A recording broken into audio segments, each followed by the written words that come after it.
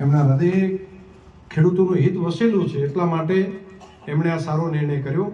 આપણે તો ખાલી દિશા આપવાનું કામ કરી શકીએ, પરંતુ મોટું મન હોય, એમના મનમાં ખેડૂતો પ્રત્યેનો સારો ભાવ હોય, ત્યારે જ આ નિર્ણય થઈ શકે. એટલે હું માન્ય મુખ્યમંત્રી શ્રી ભૂપેન્દ્રભાઈ પટેલ અને માન્ય કૃષિ મંત્રી શ્રી જીતુભાઈ વાઘાણીનો હૃદયપૂર્વક આપ સૌ ખેડૂતો વતી આભાર માનું છું. આપણે પણ એક વખત તાલીઓથી વધાવો આ નિર્ણયને એમના માટે. પ્રશ્ન એવો હતો કે ખેતીમાં નુકસાન થયેલું હોય તો એમને પૈસા ખેતી પાકના ધિરાણ પહેલાંના મળવાના હોય, તો એમનો પરિપત્ર એવો હતો કે તો પછી મગફળી પાકી ના હોય અને મગફળી પાકી ના હોય તો મગફળી ના પાકી હોય તો ખેતીના નુકસાનના પૈસા મળે, એવું એમનું કહેવું હતું. તો પછી મગફળી એમની ના ખરીદાય એવી વાત હતી.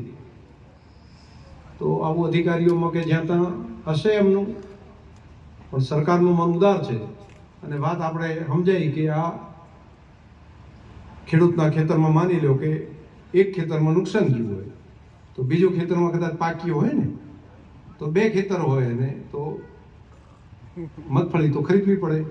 અને રાજ્ય સરકારે ઉદારતાપૂર્વક કીધું છે કે એવો પરિપત્ર જે હોય એ ગુજકો માસમનો એ અમે સૂચના આપીએ છીએ તાત્કાલિક. અને વળતો ફોન ગુજકો માસમમાંથી જીવરાજબા ઉપર આવી ગયો. જીવરાજબા મને કહીએ ગયા કે એ પરિપત્રને કેન્સલ કરવાનો નિર્ણય અહીંયા બેઠા બેઠા થઈ ગયો છે. એટલે કોન્ફરન્સ ઉપર બધાને લીધા હતા, બધા અધિકારીને બધી વાત સમજ્યા. તમારી ખેડૂતોની વાતને કોઈ સારી રીતે સમજાવે ને તો સમજવા વાળા તો બેઠા છે હો. એટલે મૂળ વાત તમારી સમજી છે.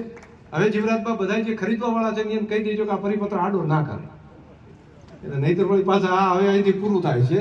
એટલે બીજા મંડળીઓ જે તે હોય બધાને વાત કરીને કહેજો કે હવે એવું છે નહીં, સરકારનો નિયમ ઉદારતાપૂર્વક છે.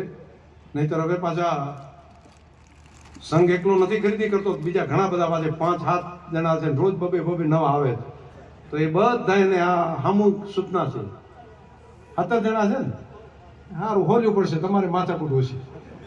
અને બધાને ખેડૂતને હોના વિસ્તારમાં હેડ્યું જાય, ખૂબ સારી રીતે બધા કામ કરો. અને માર્કેટમાં છે બધે અહીં 2-3 જગ્યાએ તો અહીંયા થશે માર્કેટ ને બધું એમ.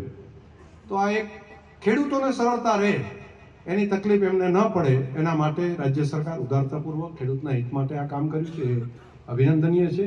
તો હવે ખરીદી પણ થશે, ખરીદીના પણ જે કરવાની છે એનાય મળશે, ખરીદીએ થશે અને ખેતીના પાકમાં નુકસાન થયું એ મળશે. આ બંને માટેનો નિર્ણય ચાલુ છે.